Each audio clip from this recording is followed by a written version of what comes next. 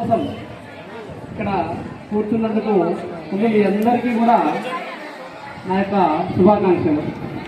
ఈ కార్యక్రమాన్ని ఇంత ఘనంగా ఏర్పాటు చేసినటువంటి మన ప్రిన్సిపల్ సార్, అలాగే మన ఉపాధ్యాయ బృందానికి, అలాగే నాన్ టీచింగ్ స్టాఫ్ అందరికీ కూడా నా హృదయపూర్వక ధన్యవాదాలు. ఎందుకంటే ఒక బదిలీ సమావేశాన్ని ఇంత ఘనంగా నిర్వహించవచ్చు అనేటువంటిది నేను ఎక్కడ చూడలేదు. ఏదో ఒక రిటైర్మెంట్ ఫంక్షన్కి అయితే ఇంత గ్రాండ్గా చేయడం చాలా చోట్ల చూసినటువంటి విషయమే.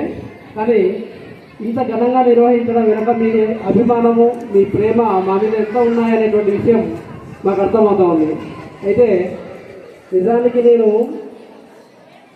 ఎంతగా మాట్లాడాలనుకున్నానంటే కనీసం మీరు ఒక గంట అయినా నేను మాట్లాడాలనుకున్నాను. కానీ ఒక్క 5 నిమిషాల సమయం కూడా మాట్లాడాలనేటువంటి పరిస్థితుల్లో మైక్ ఇచ్చారు. ఇప్పుడు ఒక ఇన్స్టిట్యూషన్ నడవాలంటే ఆ ఇన్స్టిట్యూషన్కి ఉండేటువంటి అధిపతికి అనేకమైనటువంటి సవాళ్ళు ఉంటాయి.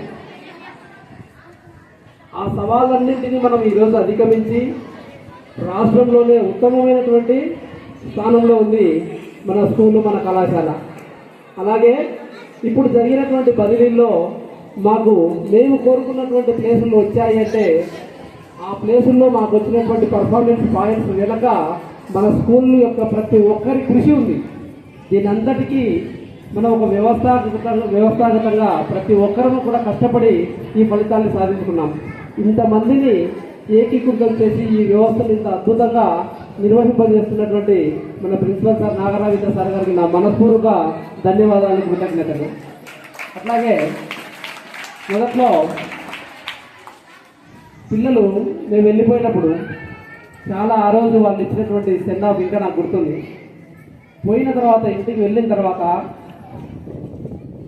ఒక్క వారం రోజులు మా మనసంతా ఇక్కడే ఉంది.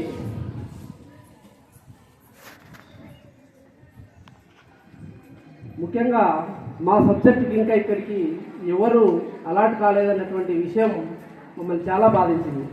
తర్వాత అప్పటికి 3 రోజుల నుంచి సార్కు ఫోన్ చేస్తూనే ఉన్నాం, సార్ మా ప్లేస్లో ఎవరైనా ఇక్కడ అలాట్ అయ్యారని.